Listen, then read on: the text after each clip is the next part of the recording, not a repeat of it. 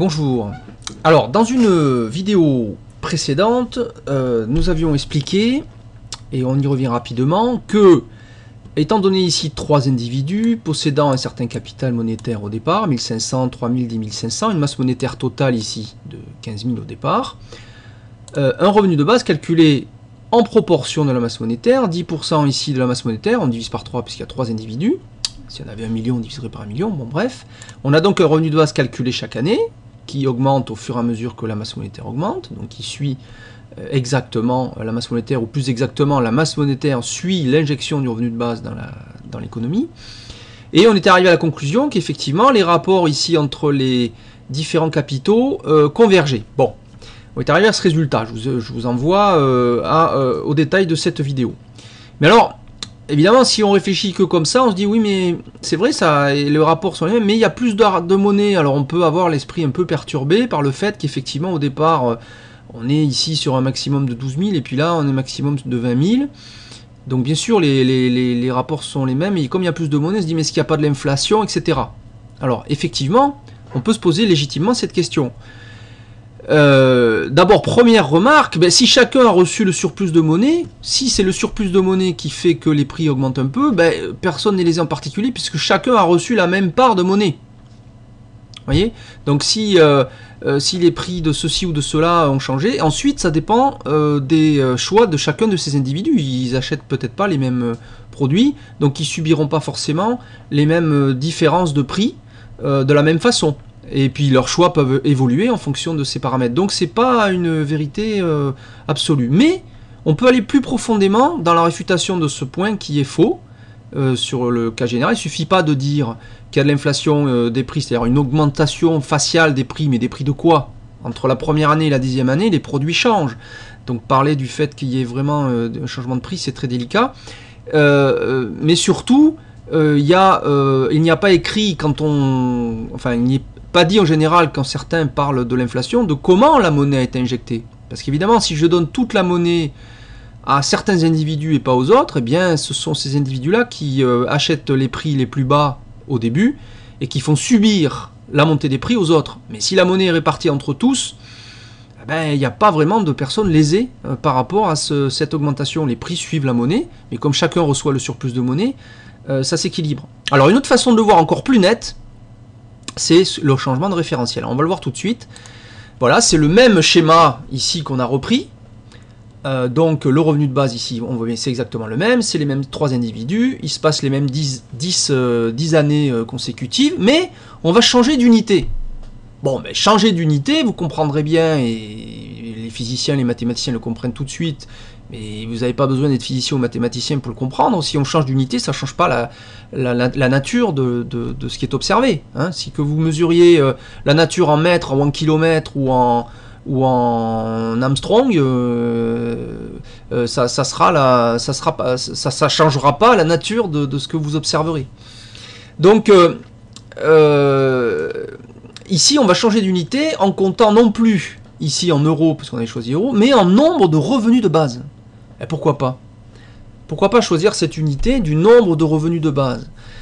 Eh bien, regardez, c'est remarquable. Le nombre de revenus de base, il suffit de diviser, si vous voulez, le capital monétaire de chacun. Par quoi? Par le revenu de base instantané. Ici, 500 euros. Ici, là, il serait de 886. Donc, on divise ici par 886. Donc, on compte à chaque instant. Voyons, j'ai combien de monnaie en nombre de revenus de base.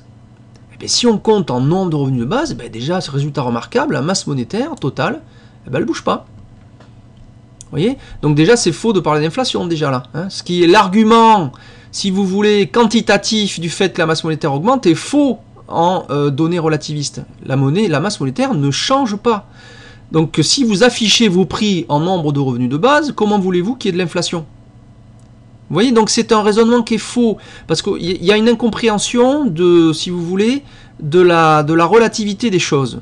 Voilà, il y a une incompréhension. Si vous avez un peu plus de monnaie, quand bien même les prix augmenteraient un peu plus, ça ne change pas. Voilà, ça c'est très important à comprendre. Donc en changeant d'unité, on le voit tout de suite, la masse monétaire en nombre de revenus de base ne change pas. Il y a toujours ici, dans notre exemple, 30 revenus de base en tout dans l'économie, c'est-à-dire 10 revenus de base par individu. Ils sont 3 individus ici pour simplifier.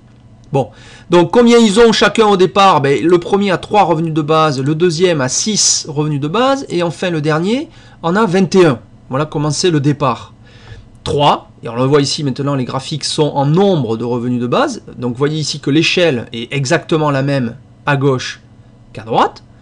Eh bien, il y a en tout dans la masse monétaire 30 revenus de base, et ça ne change jamais, mais le fait que chacun reçoit un revenu de base tous les mois, fait que, à économie constante, c'est-à-dire que s'il n'y a pas, je dirais, d'asymétrie individuelle, c'est-à-dire chacun finalement vend autant qu'il achète, c'est-à-dire que, imaginons pour un salarié par exemple, il consomme toujours autant que par rapport à ce qu'il gagne, il n'y a pas de, si vous voulez, il perd pas de capital, si vous voulez, entre les deux. Et c'est vrai pour tous, là, tous ils échangent autant que, ils achètent autant que ce qu'ils vendent.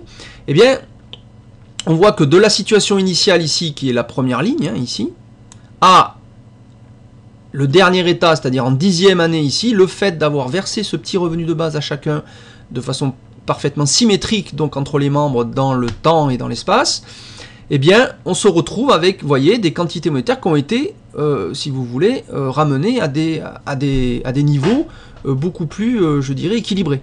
Hein, on peut dire ça comme ça. Enfin, c'est très visuel. Hein. Enfin, je veux dire, il n'y a pas besoin de faire beaucoup si vous voulez, de calcul pour le voir. Hein, visuellement, c'est très net. Alors vous-même, vous pouvez vérifier ce calcul et ce fonctionnement en prenant un tableur aussi et en faisant ce calcul. Donc ici, on compte, on a simplement changé d'unité de mesure. Donc on compte nos prix et la masse monétaire et l'épargne de chacun en nombre de revenus de base. Et voyez comment ça converge de façon, je dirais, inéluctable. Donc, si vous voulez, on comprend par ce principe, qui est un exemple simplifié, bien sûr, mais on comprend par ce principe que, si vous voulez, la notion d'impôt, je ne dis pas qu'elle n'a pas de sens, elle a du sens, bien sûr, l'impôt, mais dire que l'impôt contribue à équilibrer, etc., c'est vrai, bien sûr, mais le revenu de base aussi. Voilà, donc c'est très important parce que quand il y a des paradis fiscaux ou de l'argent que soi-disant on ne peut pas récupérer ou les riches ceci ou les riches cela, le simple fait de distribuer un revenu de base, qu'il soit pris sur l'impôt ou pas, c'est-à-dire qu'il soit pris, ici il n'est pas pris, c'est-à-dire qu'il est simplement consubstantiel à la masse monétaire, il est simplement en relation à la masse monétaire, c'est-à-dire qu'on ne peut pas créer de monnaie sans que le revenu de base en soit impacté, si vous voulez. La masse monétaire reflète le revenu de base, elle est basée sur un revenu de base. Ce simple fait-là contribue aussi, si vous voulez, à une répartition, mais sans prendre cette fois. C'est-à-dire que le fait de prétendre qu'il faille prendre aux uns pour distribuer aux autres, il s'est démontré que ici, simplement, c'est peut-être vrai, mais que c'est pas forcément la seule solution.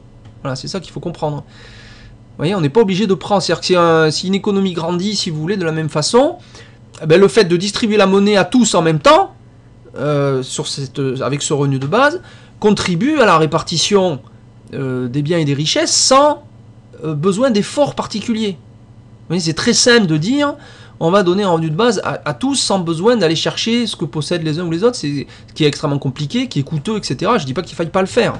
Je dis simplement que c'est une solution qui est extrêmement complexe et qui est due à une mauvaise compréhension de la mécanique des nombres.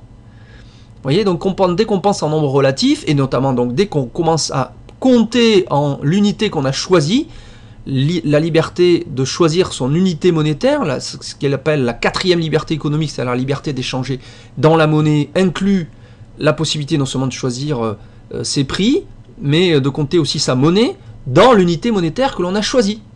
Et ici, c'est le revenu de base, donc c'est même plus l'euro, si vous voulez. L'euro, d'ailleurs, ne signifie rien. 1 euro, ça n'a pas de valeur intrinsèque. C'est basé sur rien d'autre que le fait de devoir 1 euro à celui qui a emprunté 1 euro. Donc ça ne fixe rien, c'est fixé sur rien en particulier. Par contre, le revenu de base, oui, il est basé sur l'homme. Voilà, c'est la quantité minimale d'équilibre d'utilisation des ressources entre les hommes qui est prise comme base monétaire. Et base monétaire relativiste, donc, qui, on le voit ici, donc tout simplement ne génère aucune inflation particulière. Il n'y a aucune inflation, au contraire, il y a même si vous voulez, une tendance à l'équilibre. Alors, pour conclure ce point, pour bien le comprendre, pour bien le saisir, je vais vous montrer un dernier graphique que j'avais déjà montré. Je pense qu'aux prochaines publications de la Banque centrale, je ferai de même. J'ai compté la masse monétaire maintenant, non plus en euros. C'est bien la masse monétaire en euros, mais je l'ai compté en revenu de base par citoyen. Alors j'ai choisi le revenu de base, disons français, tel qu'il existe, même s'il n'est pas inconditionnel, même s'il n'est pas cumulable. C'est-à-dire que aujourd'hui on prend au plus démunis, si vous voulez, en quelque sorte, hein, puisque dès que quelqu'un qui a le RSA en France gagne 100 euros, on lui enlève quasiment autant de son revenu de base, ce qui au final, il ne gagne rien de plus, quoi. Donc c'est une désincitation au travail, c'est-à-dire qu'il y a une volonté apparemment que les gens ne puissent pas travailler, je ne sais pas pourquoi, il faudrait creuser cette question. Mais ici on voit, j'ai compté la masse monétaire euro, donc depuis 2001 jusqu'à 2013, en divisant par le nombre de citoyens. Alors à noter que ce nombre de citoyens en zone euro, il est d'environ 300 millions. Il a évolué très légèrement parce qu'il y a des pays qui sont arrivés, mais c'est des tout petits pays, donc par rapport à l'Allemagne, la France, l'Italie, l'Espagne, qui sont le gros et qui étaient là dès le début, c'est des très petites variations. On est passé de 300 millions à 330, si vous voulez. Mais peu importe, je l'ai intégré dans le calcul, c'est pas un problème. On a les données sur Wikipédia, c'est facile. Nombre de citoyens dans la zone euro, hein, la zone qui utilise la monnaie euro, c'est-à-dire la monnaie souveraine de cette zone. Soi-disant une monnaie commune à tous les citoyens, mais bon, il y a des citoyens qui ont un revenu de base, d'autres pas, ou le revenu de base à tel endroit, bien que les hommes naissent et demeurent libres et égaux en droit, apparemment, il n'est pas le même, parce que les hommes ne sont pas considérés pareils. C'est très curieux de prétendre qu'on applique les droits de l'homme, et d'appliquer le fait que l'utilisation des ressources de base, la matière, notamment, qui n'est pas créée par l'homme, donc qui ne peut pas être légitimement appropriée intégralement par l'homme, puisqu'il ne l'a pas créée, c'est l'utilisation de cette matière originelle, de l'espace de vie, des terres, tout simplement, enfin de tout ce qu'on peut s'approprier sur la terre en termes de non créé par l'homme. Ceci peut s'acquérir aujourd'hui uniquement par la monnaie, tout est propriété, mais les uns apparemment n'ont pas les mêmes droits que les autres. Bon, alors donc ici, on est parti en 2001 donc de 40 revenus de base par citoyen. Alors c'est citoyen de tout âge, hein, c'est de la naissance à la mort, hein, de 0 année à 80 et quelques années, hein, pour l'espérance de vie. Donc tous les hommes de la zone monétaire. Ici, on est à 40 en moyenne, donc pour une famille de 4, il faudrait compter 160 revenus de base, si vous voulez, en 2001. Et on est arrivé en 2008 à un maximum, vous voyez qu'on a créé de la monnaie, jusqu'à 65 revenus de base. Bon, évidemment, si le revenu de base avait suivi l'augmentation de la monnaie, la masse monétaire, comme on l'a vu précédemment, n'aurait pas changé. Je vous rappelle le principe ici. Là, la masse monétaire ne change pas, bien qu'on attribue le revenu de base à tous, puisqu'on compte en nombre de revenus de base, et donc on suit l'augmentation dans le calcul de la monnaie. Vous voyez, tac, 30 RDB à la fin, 30 RDB au début, ça ne peut pas changer si vous voulez. Hein. Pourquoi? Parce que toute création monétaire se retrouve dans le revenu de base. Alors qu'ici, ça veut dire qu'il y a toute une création monétaire, et vous voyez qu'on a augmenté de quasiment 50%, même un peu plus, hein, 60%. On a augmenté de 60% la masse monétaire si on compte en revenu de base, voilà, sans que ça suive exactement, sans que le revenu de base suive, voilà. Hein, c'est-à-dire que là, il y a une augmentation de monnaie qui n'a pas été distribuée aux citoyens. Donc il y a des gens quand même, donc ça veut dire qu'il y a forcément des citoyens qui se sont vus attribuer ce surplus de monnaie. Est-ce qu'un surplus de monnaie, si vous voulez, peut correspondre à une acquisition légitime de monnaie? Est-ce que le fait de créer la monnaie pour certains citoyens et pas pour les autres, est-ce que ça c'est légitime? Le fait qu'on échange, si vous voulez, parce que la monnaie est faite pour des échanges entre individus, quelqu'un qui travaille pour un autre individu, il lui donne de la monnaie pour cela, bon, ça c'est compris à peu près par tout le monde comme étant légitime. Est-ce que s'il y a des individus qui se permettent de se créer de la monnaie pour eux-mêmes, vous voyez, est-ce que ça c'est légitime de créer de la monnaie, pour certains citoyens, donc, et au détriment des autres, au final? Est-ce que ça, vous acceptez ça? Voilà, c'est à ça qu'il faut réfléchir. En tout cas, vous voyez bien que si on réfléchit en revenu de base par citoyen, les choses sont peut-être un peu plus faciles à percevoir, à comprendre, et peut-être la mécanique un peu plus compréhensible. Voilà, donc je reviens au schéma fondamental, ici. Ici, en quantitatif, ici, en relatif, c'est-à-dire en nombre de revenus de base. Et on voit bien que le simple changement de référentiel, le simple changement d'unité éclaire un petit peu ce qui peut se passer dans une économie qui donc estime que les hommes naissent et demeurent libres et égaux en droit, et notamment en droit d'utilisation des ressources. Et donc, quand ils acceptent entre eux, alors bon, qu'ils le fassent au sein d'une zone comme l'euro, pourquoi pas, mais au sein d'une monnaie quelconque, Un système d'échange local qui, pareil, créerait de la monnaie pour certains et pas pour les autres, quand bien même ces certains seraient plus anciens dans le système ou n'importe quoi, bah, ils ne considèrent pas donc que les hommes sont véritablement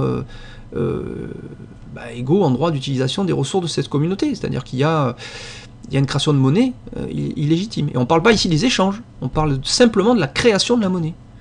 Voilà.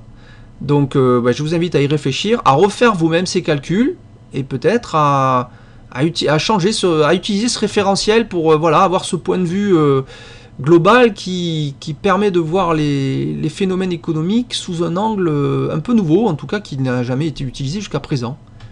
Il n'y a aucun économiste fera les calculs en utilisant cette unité monétaire, et peut-être ça serait intéressant qu'il le fasse. Voilà. Allez, merci, et puis à bientôt. N'hésitez pas à commenter cette vidéo si vous le souhaitez. Voilà. Merci, au revoir.